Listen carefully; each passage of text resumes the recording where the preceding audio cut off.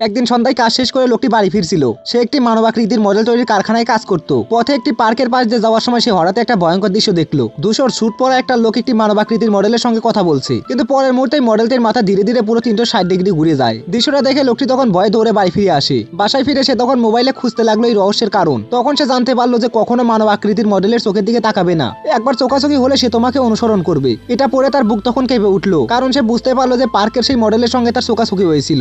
পরদিন সন্ধ্যায় আবার পার্কের পাশ দিয়ে যাওয়ার সময় সে আবার সেই মডেলটিকে দেখতে পায়। হঠাৎ সেটি তখন তার দিকে এগিয়ে আসতে শুরু করে। লোকটা তখন পান বাজাতে দৌড়ে একটি আন্ডারগ্রাউন্ড শপিং মলের মধ্যে ঢুকে পড়ে, কিন্তু মডেলটিও তার পিছু নেয়।